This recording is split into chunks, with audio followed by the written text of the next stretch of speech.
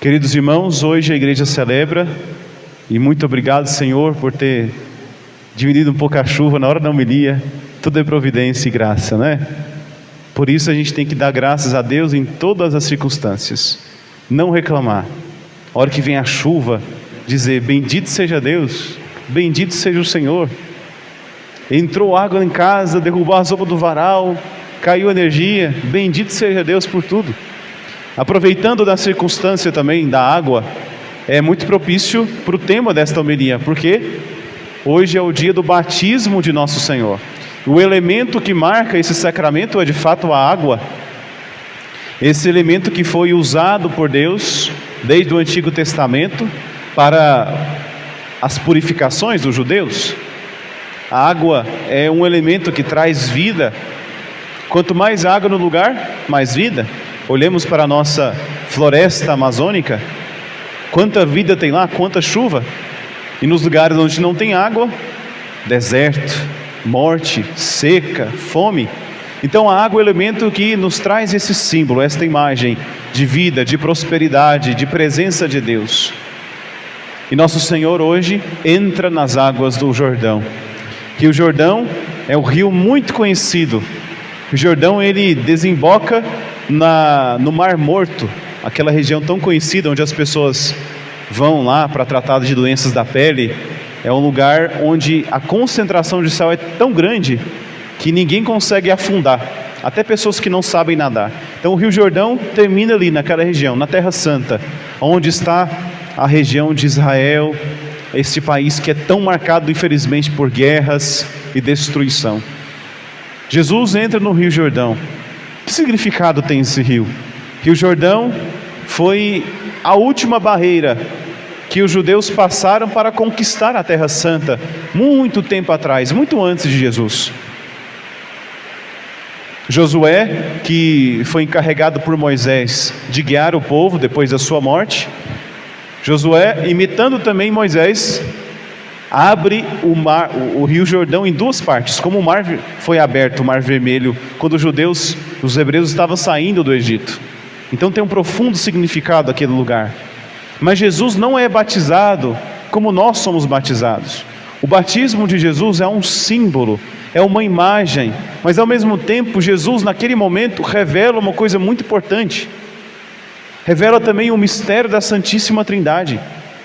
É um dos poucos momentos que vemos a manifestação das três pessoas divinas. A voz do Pai, que diz: este é o Filho meu amado, escutai o que ele diz, nele encontro o meu bem-querer. A pomba, que aparece como símbolo, como imagem do Espírito Santo. Nós confundimos, o Espírito Santo não é uma pomba, gente. A pomba é um sinal que representa o Espírito Santo. Mas o Espírito Santo não tem corpo. Ele, como o próprio nome já diz, é puramente Espírito. E Jesus Cristo, que está ali sendo batizado. O que era o batismo para o judeu naquela época? Uma passagem. Era um sinal de arrependimento, de mudança. E de fato, ali estava começando também o ministério público de Jesus.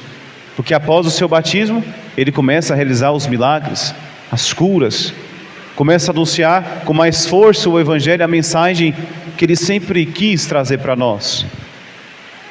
Jesus é batizado também para santificar todas as águas do universo.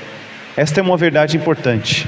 Jesus, ao tocar com o seu corpo as águas do Jordão, santifica todas as águas do universo. Porque depois de Cristo, a água, com a palavra do ministro, são capazes de nos trazer a graça. Isto é a definição de sacramento. O sacramento, então, é a ação da graça de Deus através de um sinal visível. Que sinal visível tem o batismo? A água. Através da água que é jogada na cabeça da criança ou dos adultos, recebemos a filiação divina, recebemos a salvação. Recebemos todos os méritos e graças que Cristo nosso Senhor nos deu na cruz. Mas também temos que fazer uma pergunta: por que a igreja batiza as crianças? Por que nós não fazemos como os nossos irmãos evangélicos e esperamos crescer, esperamos a pessoa tomar consciência de sua fé, de sua decisão e, enfim, se tornar um cristão autêntico? A resposta é muito mais fácil do que parece. A Igreja Católica batiza as crianças porque está na Bíblia. Jesus Cristo, nas suas últimas palavras, depois que ressuscita e está com os apóstolos, o que ele faz? Ele diz: ide, anunciar o Evangelho a todos os povos, batizando-os em nome do Pai e do Filho e do Espírito Santo. O que significa todos os povos? Todas as pessoas. Se Jesus quisesse que só os adultos fossem batizados, ele teria dito: ide e batizai os adultos na fé. Mas nosso Senhor disse: ide e batizai todos os povos. E a igreja entendeu muito bem o recado do Senhor. Tanto é que São Pedro, assim, quando ele sai do cenáculo, depois que ele recebe o Espírito Santo, o que ele faz? Ele anuncia, prega a palavra para os judeus e batiza num dia só 2.000 pessoas. Com certeza, em meio àquela multidão tinha crianças, adolescentes, pessoas também com deficiência, incapazes de, com a sua razão, aceitar ou entender o que está acontecendo. Então, este argumento de que não se pode batizar crianças porque elas não têm a capacidade de aceitar Jesus, não é válido. Porque a graça de Deus vem até para as pessoas que não sabem. Por exemplo, se a gente só batizasse as pessoas que têm consciência do que está acontecendo, nós não poderíamos batizar as pessoas que têm síndrome de Down, as pessoas que têm outra deficiência, que impede de raciocinar logicamente como nós fazemos. Então, tantas pessoas que estão incapacitadas intelectualmente não poderiam receber o batismo. É claro que a igreja não pensa assim, mas sabemos que depois que chegamos a uma idade madura, nós temos também que aceitar o que nós recebemos o batismo. Para isso temos a crisma. A ideia da crisma também é essa. Antigamente a crisma era dada junto com o batismo, eram os dois sacramentos juntos. Na igreja ortodoxa, a criança recebe, a bebezinho, recebe o batismo, a crisma e a primeira Eucaristia. Os 3 sacramentos da iniciação cristã. E a igreja católica, no seu desenvolvimento, entendeu que era melhor separar os sacramentos, justamente para melhor participação e proveito das almas. Pois então, irmãos, nós batizamos as crianças porque a igreja sempre fez assim, e na Bíblia claramente este era também o costume dos cristãos. São Paulo, quando entra na casa de Cornélio, ele batiza Cornélio e toda a sua família. E o que tínhamos na família de antigamente?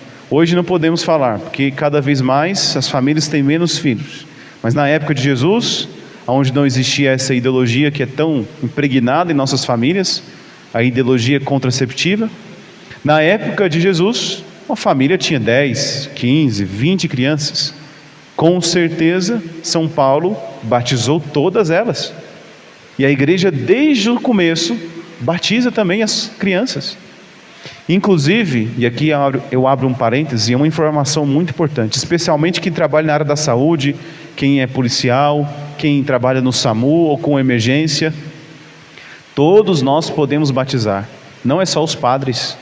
O ministério ordinário do batismo é dos diáconos e dos padres, mas qualquer pessoa pode realizar o batismo. Até que não é batizado pode batizar, até que nem católico pode batizar uma pessoa que deseja o batismo. Em que ocasião?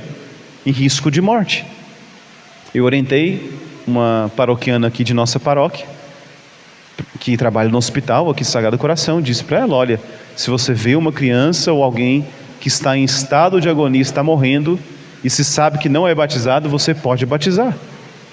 Só pegar um copo de água, muito simples, dizer o nome da pessoa, Lucas, eu te batizo em nome do Pai, joga água na cabeça. Em nome do Filho, joga na cabeça. E do Espírito Santo, joga na cabeça.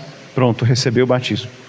Esta é a forma mais breve possível para que a pessoa receba a graça. Então, padre, e aquelas pessoas que morrem sem o batismo, o que acontece com elas? O que acontece com aquelas milhões de pessoas na China, que a maioria não são cristãos? Os índios que viveram no Brasil, as pessoas que vieram antes de Cristo, se salvaram ou não, porque não foram batizados. Pois então, irmãos, a maneira ordinária de Deus salvar é através dos sacramentos, através do batismo. Este é o caminho que Deus deseja para nós. Mas Deus, na sua providência, no seu amor e onipotência, Ele pode sim salvar as pessoas sem o batismo, mas por caminhos que nós não conhecemos. Ele pode salvar a pessoa, mesmo aquele que não recebeu o batizado, aquele que nunca escutou o nome do Senhor. Pensemos aqui nas tribos da África ou na Amazonas, que são tão isoladas que não têm nem contato com a sociedade ocidental. Deus pode sim salvá-los, mas nós não conhecemos esse caminho. Qual o caminho nós conhecemos que nos salva, que nos dá o paraíso, o céu? O batismo, a Eucaristia e a confissão. Porque a confissão restaura justamente a graça que perdemos. Todos nós aqui nessa igreja somos batizados, imagino que sim. Todos nós temos dentro de nós a presença da Santíssima Trindade. Deus está dentro de nós. Mas quando pecamos, nós expulsamos essa presença de Deus, porque Deus não pode habitar no mesmo lugar onde há sujeira e a morte. Por isso a importância, irmãos, de pensarmos e tomarmos consciência desse grande mistério que habita dentro de nós. Pensemos no Antigo Testamento. Todos devem conhecer o que é a Arca da Aliança. Era um objeto tão venerado pelos hebreus, pelos judeus, porque dentro da Arca da Aliança estavam as tábuas da lei. Quando Moisés sobe no monte Sinai, Deus com o seu dedo escreve lá os 10 mandamentos, entrega para Moisés, para ensinar ao povo. Aquelas tábuas da lei foram preservadas, guardadas. O que mais que tinha na Arca da Aliança? O cajado. Aquele cajado que foi transformado em cobra na frente do faraó. Esse mesmo cajado que abriu o mar vermelho em 2 partes, que realizou tantos milagres, que bateu na pedra no meio do deserto quando eles estavam passando sede e saiu, brotou água da pedra. O que mais que tinha na Arca da Aliança? O maná do céu. E os judeus guardavam com tanto carinho, que ninguém era permitido tocar. Quando Jerusalém é cercada e é destruída, eles conseguem esconder essa Arca da Aliança. O profeta Jeremias esconde, inclusive até hoje nunca acharam a Arca da Aliança. E dizem que um sinal da volta de Jesus, ou da chegada do Messias, segundo eles, é quando encontrarem a Arca da Aliança. É um mistério. Os arqueólogos ainda continuam procurando, até hoje pode ser que se encontre um dia. Pensemos bem, se era tão sagrado, objetos perecíveis, objetos que se perdem com o tempo, quanto mais nós, que somos casa, morada de Deus, somos casa do Altíssimo. E aqui termino fazendo a pergunta mais importante, porque hoje nós sabemos o porquê a igreja batiza as crianças, sabemos porquê também Jesus foi batizado, mas uma pergunta mais importante de todas: como eu tenho vivido o meu batismo? Tenho consciência desse mistério que habita dentro de mim? Eu sei o dia do meu batizado. Você sabe o dia do seu batizado?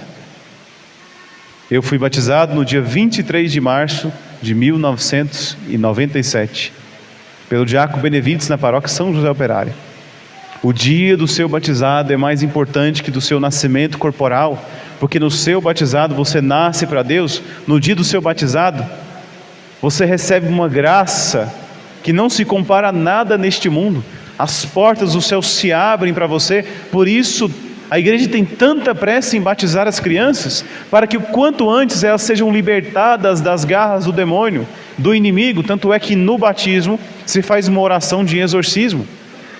Todos nós nascemos escravos do pecado, do demônio, diz a Sagrada Escritura, e através do batismo somos arrancados dessa escravidão. Por isso peca mortalmente os pais que impedem os seus filhos de batizar. Peca mortalmente os pais que não permitem e fazem pouco caso? Quantos ficam esperando que, é porque tem um parente meu que mora lá em Dubai e ele vem a cada 5 anos, eu tenho que esperar ele é muito querido por nós, padre. Não pode ser outro padrinho, ele vai ficar muito chateado se não chamar ele. E aí vai se enrolando, o menino vai crescendo e não se batiza a criança. É um pecado grave e precisa ser confessado. Eu nunca escutei alguém confessar isso. Padre, impedi que meu filho se batizasse, fiquei enrolando o batismo dele. Nunca ouvi alguém falar isso, porque é algo muito grave. Portanto, irmãos, para a nossa reflexão de hoje, tenho consciência do meu batismo, tenho consciência dessa graça de Deus, tenho me esforçado para que eu não perdesse, para que eu não perca por nada a graça santificante que Deus me deu. E se por acaso a consciência pesa de ter perdido essa graça, corra o quanto antes para o sacramento da confissão. Procure quanto antes a misericórdia de Deus e Ele restaura em nós a graça que perdemos por nossa culpa. Louvado seja nosso Senhor Jesus Cristo.